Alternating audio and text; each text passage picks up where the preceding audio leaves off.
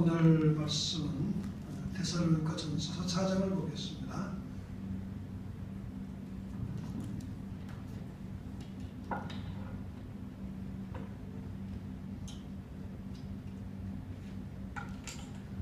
(4장) 13절부터 18절까지 교독하시겠습니다. 데살로니가전서 4장.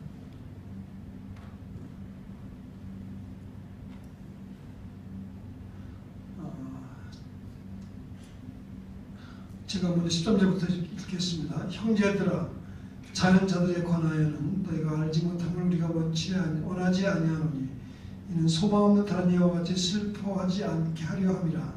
우리가 예수께서 죽으셨다가 다시 살아나심을 믿을진대 이와 같이 예수 안에서 자는 자들도 하나님이 그와 함께 데리고 오시리라. 우리가 주의 말씀으로 너희에게 이것을 말하노니 주께서 강림하실 때까지 우리 살아남아 있는 자도 자는 자보다 결코 앞서지 못하리라. 주께서 오령과 천사의 소리와 하나님이나 하의 소리로 제 하늘로부터 강림하시니 그리스도 안에서 죽은 자들이 먼저 일어나고 그 후에 우리 살아남은 자들도 그들과 함께 구름 속으로 끌어올려 공중에서 주를 영접하게 하시리니 그리하여 우리가 항상 주와 함께 있으리라. 그러므로 이러한 말로 서로 위로하라. 아멘. 13절에 보게 되면 자는 자들에 관한 그런 말이 나옵니다. 자는 자들에 관하여는 자는 자는 누구입니까? 죽은 자들을 얘기하고 있습니다. 그죠? 죽은 자들을 얘기하고 있습니다. 하나님은 죽은 자들을 자는 자들로 이렇게 보고 계십니다. 사실 하나님 앞에서 이 죽음이라는 게 자는 것에 불과한 것입니다. 여러분들 만약에 제가 질문을 드리겠는데 하나님께 물어보세요. 한번. 죽은 자들을 살리는 것하고 자는 자를 깨우는 것하고 어떤 게 쉬우냐고 물어보세요. 그럼 어떻게 대답하시겠습니까?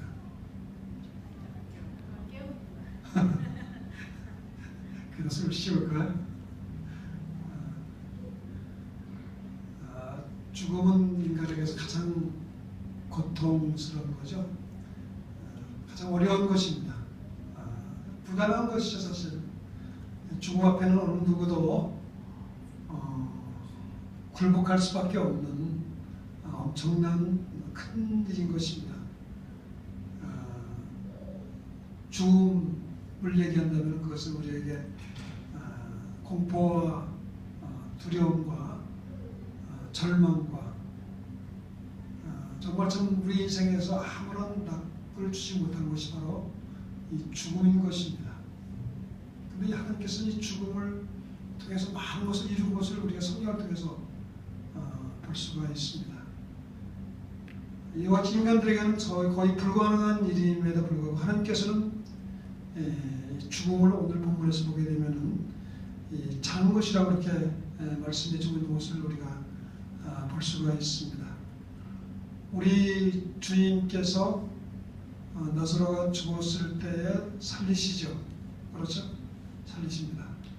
나사로가 병들었다는 얘기를 들으셨습니다.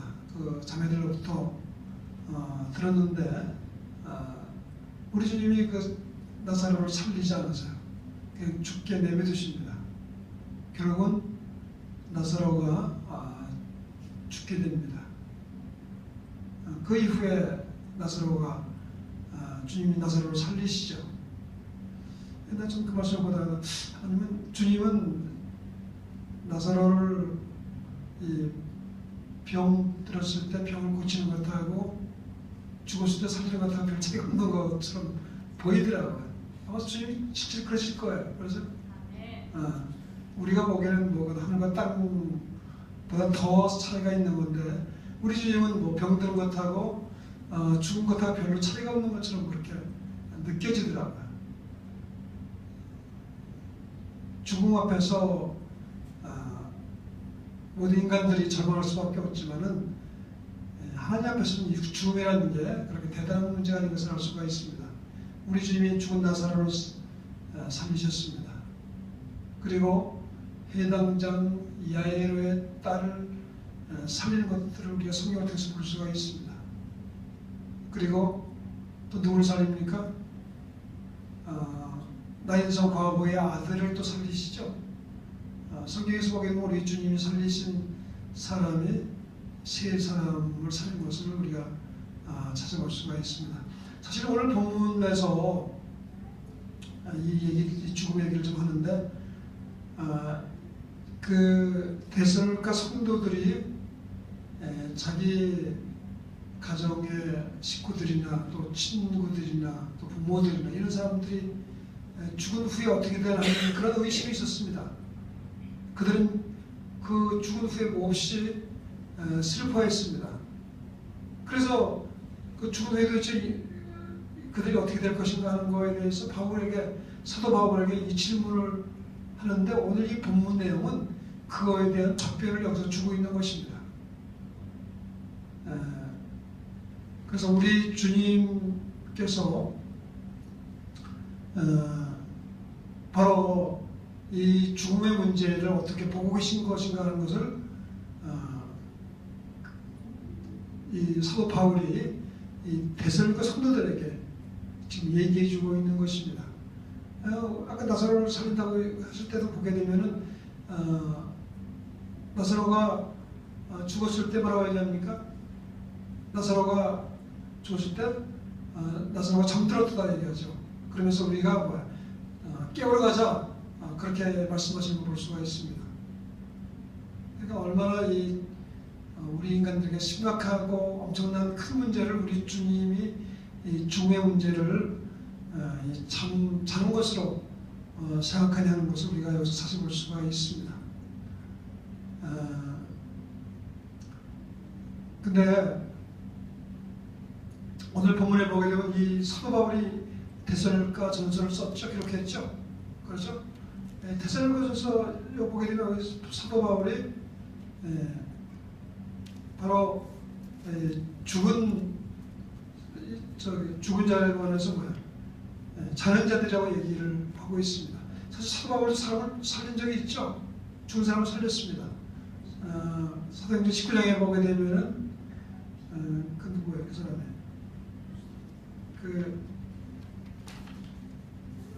유두고라는 그 청년을 살리죠.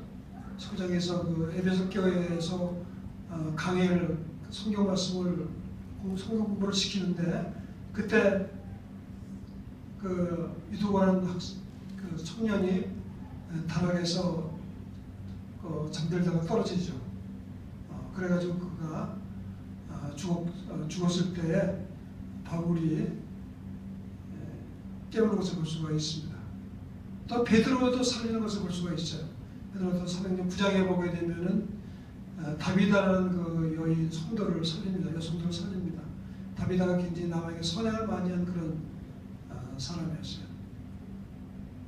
그 정도 사람을 살리는 경험이 있다면 아마 대단한 것이 사실이요. 정말 오늘 바울이 여기 이 기책을 기록하면서 자는 자들에 관하여는 이런 얘기를 할 수가 있는 것 같아요. 그렇죠? 전 이걸 보면서 바울도 죽은 사람을 살리고 또 베드로도 살릴 수 있다면 하나님이 허락하신 대로 우리도 살릴 수 있지 않을까 그런 생각을 해보게 됩니다. 우리도 살릴 수 있어요. 하나님께서 우리에게 능력을 주신다면 살릴 수 있습니다. 바울이나 베드로가 뭐 특별한 사람이 아니죠. 하나님이 귀하게 쓰임받은 귀한 종들인데 우리도 그와 같은 능력이 임한다면 살릴 수 있습니다. 온 천하의 많은 사람들이 이 죽음의 문제 앞에는 다 무력한 존재가 된 것이죠. 그죠? 아무리 큰 부자라 할지라도 왕이나 임금이라 할지라도 또 세계를 정복한 어떤 장수라 할지라도 그들은 죽음 앞에는 그들은 연약한 인간일 수밖에 없는 것을 보여줬습니다. 죽음의 문제를 해결할 사람은 아무도 없습니다. 그런데 우리 예수 믿는 사람들은 이 죽음의 문제를 해결한 사람들인 것을 여러분들 믿으시기 바랍니다. 우리가 오늘 이 베드로가 이 말씀을 쓰면서 이 죽음에 대한 승리를 얘기하고 있어요. 죽음을 이겼다는 승리를 얘기하고 있습니다. 그 말씀이 고린도전서 15장 55절에 나오고 있는데요. 거기 보게 되면은 사망한 너희 승리, 너희 이기는 것이 어디 있느냐? 사망한 네가 쏘는 것이 어디 있느냐라고 얘기합니다. 사망한 너희 이기는 것이 어디 있느냐? 이제까지는 어떻게 했어요? 죽음한테 바울이 졌죠. 그죠? 바울이 졌습니다. 근데 예수를 믿은 다음부터는 그가 승리한 것을 그가 발견하게 됩니다. 실제로 뭐예요? 죽은 사람을 살린 경험이 있지 않습니까? 지금 이제 뭐예요? 죽음을 우리가 바울이 뭐예요? 자기가 승리했다라고, 이 죽음을 이겼다라고 얘기하고 있습니다. 사망아, 너의 이기는 것이 어디 있느냐? 라고 얘기하고 있습니다. 또 사망아, 너의 쏘는 것이 어디 있느냐? 죽음 앞에서는 누가 쏩니까? 벌들이 쏘죠. 죽음이 우리에게 괴로움을 줍니다. 고통을 줍니다. 두려움을 줍니다. 절망을 줍니다. 근데 이제 뭐예요? 이게 죽음을 정복했기 때문에 우리가 뭐예요? 바울이 이제는 뭐예요? 이제 쏘지 못하는 것이죠. 하나님이 이 죽음으로부터 바울을 보호하는 것을 볼 수가 있습니다. 우리 그리스도인들 동일한 고백을 할 수가 있습니다. 우리도 이제는 사망을 어떻게 되죠? 사망에서 우리가 승리했습니다. 사망을 이겼습니다. 우리가. 예수를 이긴 사람들은 다 이와 같은 축복을 받은 사람들인 것입니다. 그러면서 그 밑에 보게 되면 예수 그리스도로 말미암아 이김을 주시는 하나님께 감사리로다. 이 사망으로부터 이겼어요. 그래서 이김을 주시는, 사망으로부터 이김을 주시는 하나님께 감사한다고 이렇게 얘기하고 있는 것을 볼 수가 있습니다. 우리가 예수를 믿는다는 것은 사실 엄청난 거예요. 그것은요. 그렇죠. 우리가 예수를 믿음을 통해서 우리가 구원을 받습니다. 우리의 모든 죄가 해결받습니다. 우리가 예수 믿음을 통해서 우리에게 성령을 받습니다. 우리가 예수 믿음을 통해서 뭐예요? 하나님의 자녀가 됐습니다. 천국이 우리의 것이 됐습니다. 뿐만 아니라 사망을 이길 수 있는 능력이 우리에게 임하게 된 것입니다. 예수를 믿는다는 것은 우리가 알지 못하는 엄청난 축복이 우리에게 임하게 된 것입니다. 하나님은 너무 놀라신 분이세요. 단순히 예수 한 분을 믿음을 통해서 이와 같은 축복이 우리에게 임하게 된 것입니다. 오늘 본문에서 우리에게 뭐예요? 이런 그 사망을, 죽음을 뭐예요? 마치 잠자는 것처럼 참으로 그렇게 주께서 변화시킨 것을 우리가 볼 수가 있습니다. 그런 마음을 갖는 것이 얼마나 큰 축복인지 알 수 없습니다. 제가 이런 간증을 들었습니다. 그 26살 먹은 그 형제가 있었는데 신학교 다니는 형제였어요. 근데 이 형제가 죽었습니다.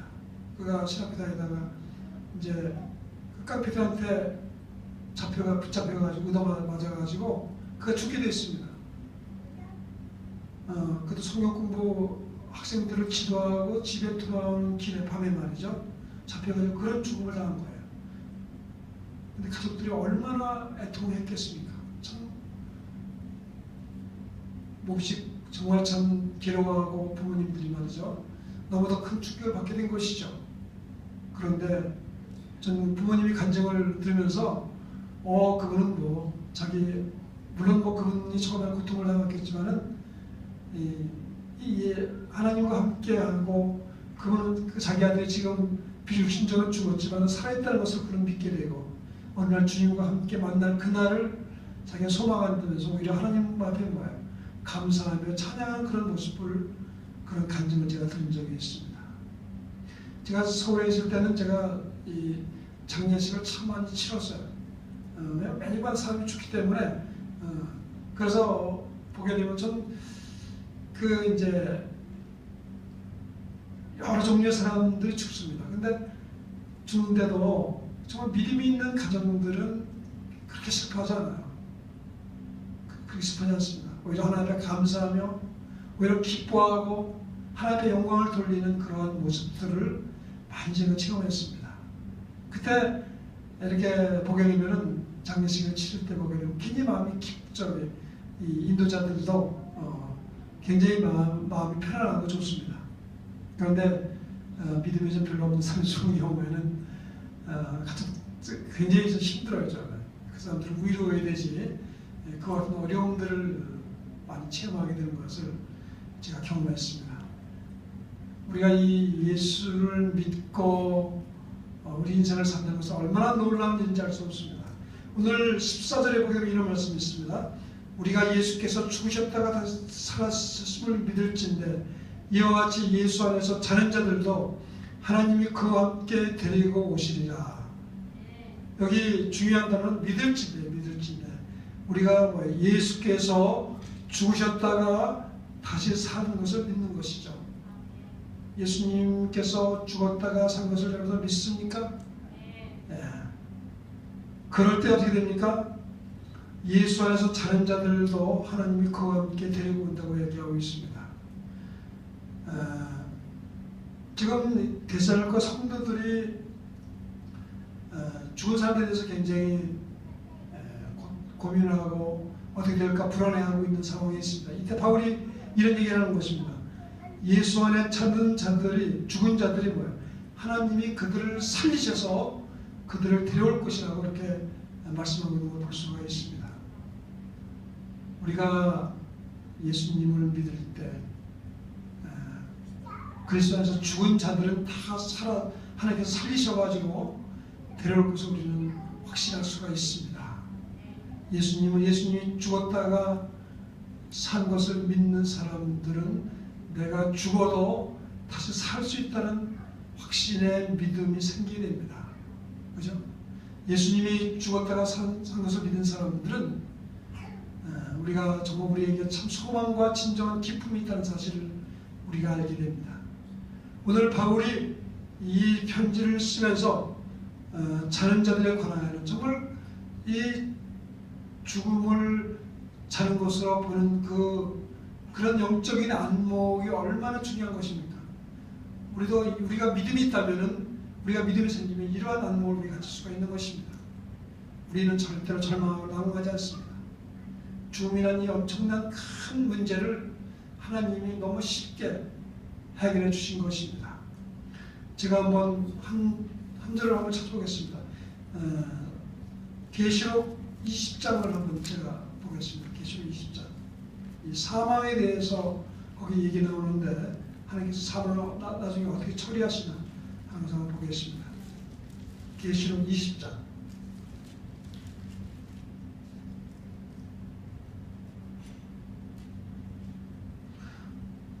14절 한번 같이 읽어볼까요? 사망과 음부도 불못에 던지니 이것은 둘째 사망 곧 불못이라. 마지막에 사망이 어디로 가게 돼요? 불못에 던집니다. 불못은 우리가 얘기하는 지옥이죠. 지옥불에 하나님이 이 사망을 던지게 됩니다. 사망이 마치 살아있는 것처럼 그렇게 생각이 될 수가 있습니다. 하나님의 사망의 문제를 결국은 이렇게 처리하는 것을 볼 수가 있습니다. 사망이 불못에 던지니 이것은 둘째 사망 곧 불못이라. 몇째 사망이요? 둘째 사망이요. 죽음은 두 번 있어요. 죽음은 두 번 있습니다. 근데 그리스도인은 한 번 죽지만은 그리스도인은 두 번 태어납니다. 두 번 태어나지만은 한 번 죽죠. 그렇죠? 넌 크리스찬들은, 예수 믿지 않는 사람들은 한 번 태어나서 두 번 죽습니다. 우리는 두 번 태어납니다. 엄마 뱃속에서 한번 태어나고 또 하나님으로부터 우리가 태어납니다. 그러나 우리 인생에서 한 번 죽죠. 죽지만은 이 둘째 사망, 불못에 우리는 들어가지 않죠. 그렇죠?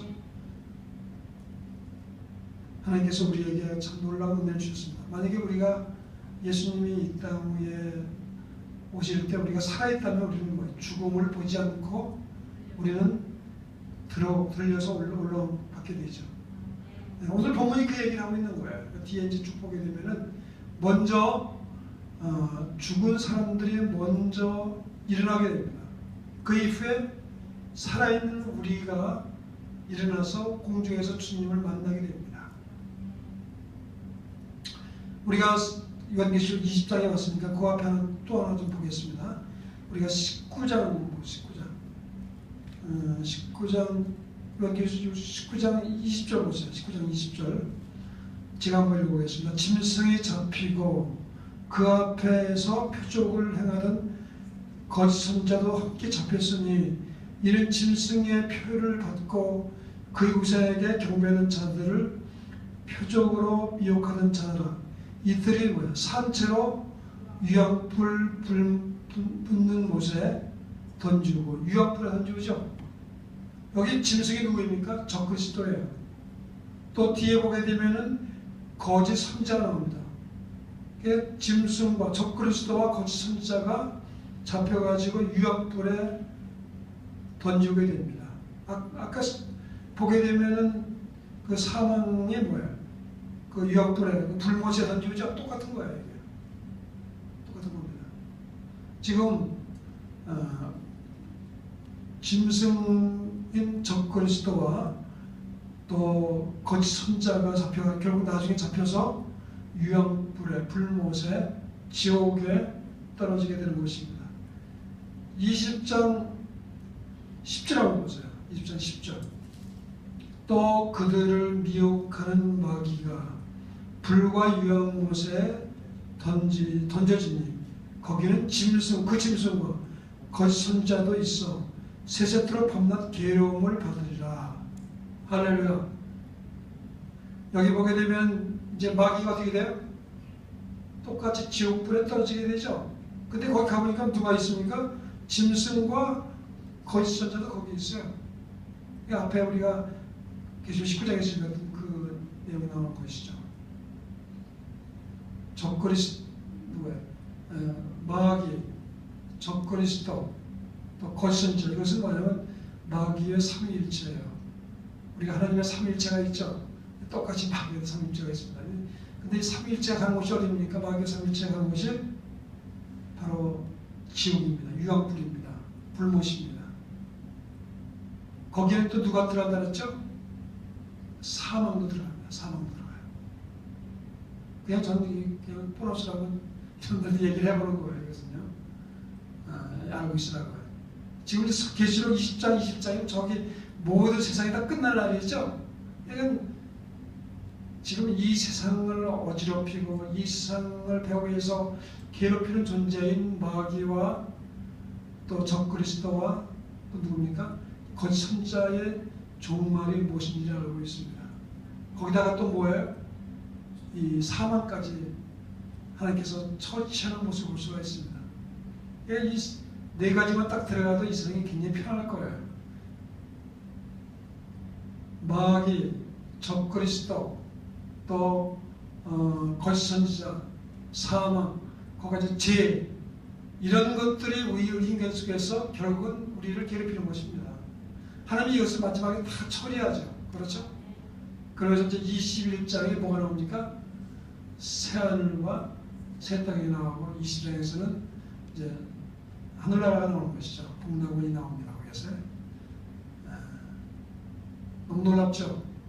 네. 여러분들 기대하시기 바랍니다.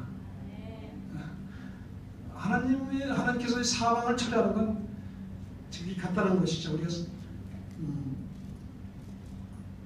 데살로니가전서 4장을 다시 돌아보겠습니다. 하나님 앞에서 이 사망, 죽음은 우리 인간들에게 굉장히 큰 문제지만은 하나님은 정말 식은 죽 먹는 것이죠. 그래서 아무것도 아니죠. 여러분들 예수님 잘 믿으시기 바랍니다. 이런 축복이 우리 가운데 있는 것입니다.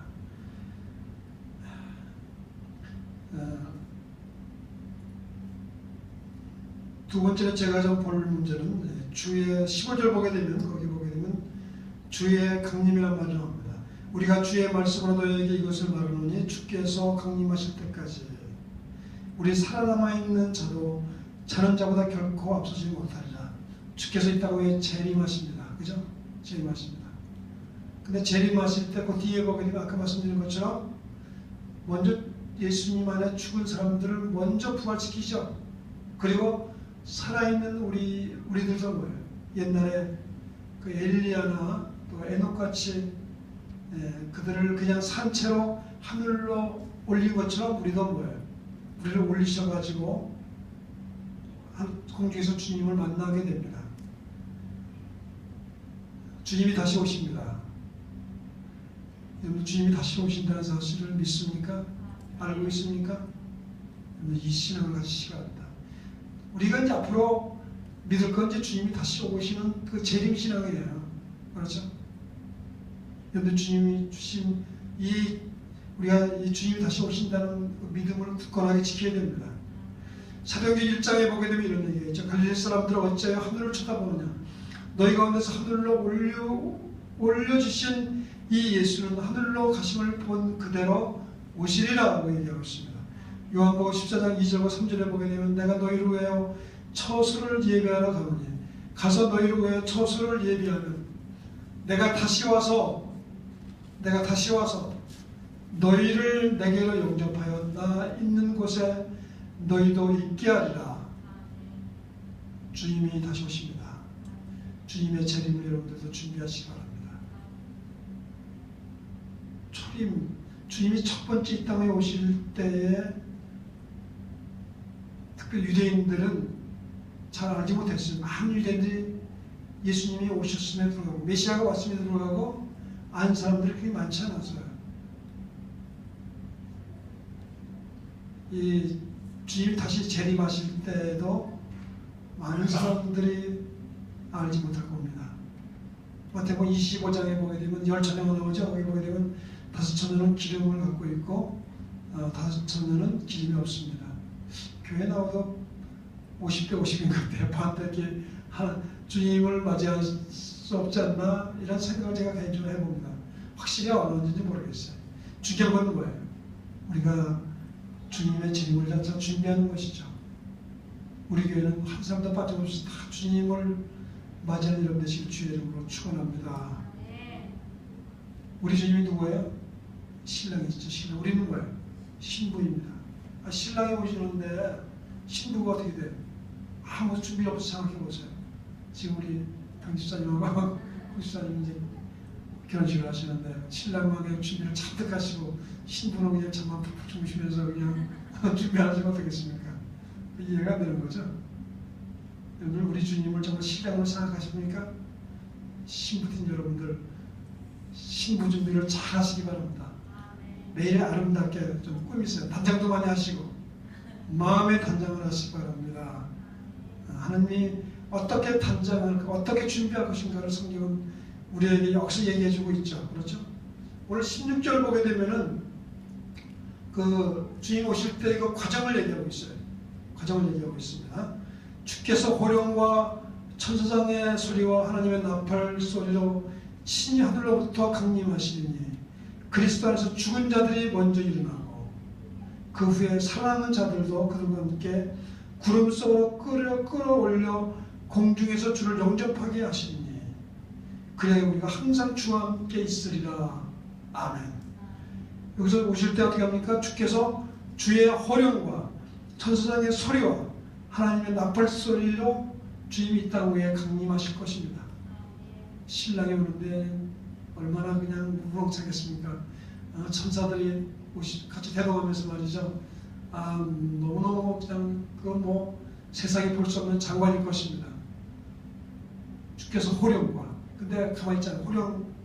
호령이 커맨드예요. 명령하시는 거예요. 예수님이 나사로 전하실 때 명령했죠. 나사로야 나오라! 명령하지 않습니까? 아마도 주님이 이 땅에 재림하실 때 우리 주님이 아마 죽은 성도들 향해서 명령하실 거예요. 죽은 성도들아 일어나라! 아마 그러실 것입니다. 그때 많은 우리 그리스도인들이 일어나게 될 것입니다. 호령과 천사장의 소리와 이 죽은 자를 소생시키기 위한 신호를 볼 수가 있어요. 천사장의 소리는 하나님의 나팔 소리, 죽은 자들이 썩지 아니할 것으로 이 순간에 변하게 됩니다.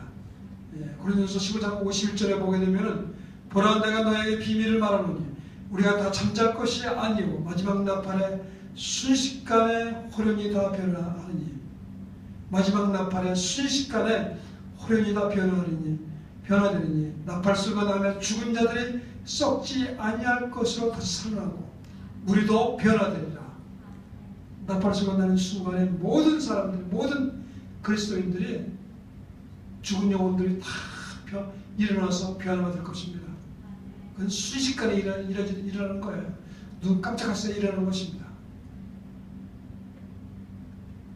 오늘 우리 주님이 오실 그때 그 장관을 여기서 우리에게 설명해 주고 있는 것입니다.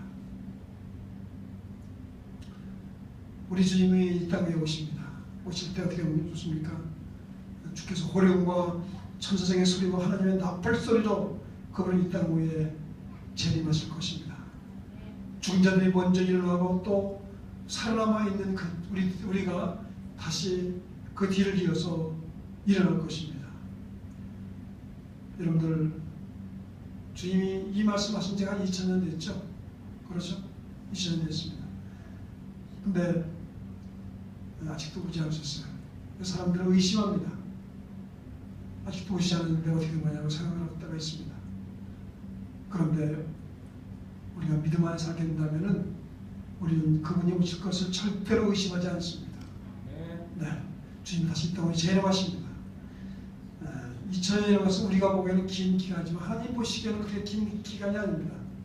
그것은 마치 밤의 한 경점과 같습니다. 이 경점이라는 것은 우리가 밤 4시에 종을 딱 치죠. 그것같이 1000년이라는 세월이 지나간 바로 한 경점과 같다고 성경은 우리에게 얘기해주고 있습니다. 우리가 요새 이제 성경을 읽는데 고린도서 7장에 보게 되면 그 시간이 주님이 오실 시간이 단축됐다고 얘기하고 있어요. 형제들아 내가 이것을 말하노니 그 때가 단축하여진 거로 짧아진 것이죠. 주님이 이 땅에 재림하실 때가 말이죠.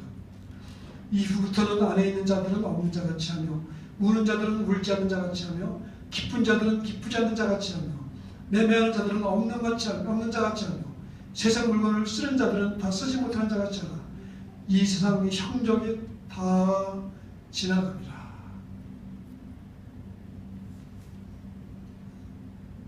이건 무슨 얘기입니까? 시간이 없다는 것이죠. 우리가 이 땅에 준비할 시간이 많지 않다는 걸 얘기하고 있습니다. 안에 있는 자들은 안에 없는 자같이 하고 우는 자들은 울지 않는 자같이 하고 기쁜 자들은 기쁘지 않는 자같이 하고 우리가 세상에 일을 하지만 우리가 뭐예요? 주님의 재림을 함께 준비하면서 하는 것이 참으로 지혜로운 삶인 것입니다. 세상 형적이 다 지나가게 됩니다. 그죠? 그건 무슨 얘기입니까?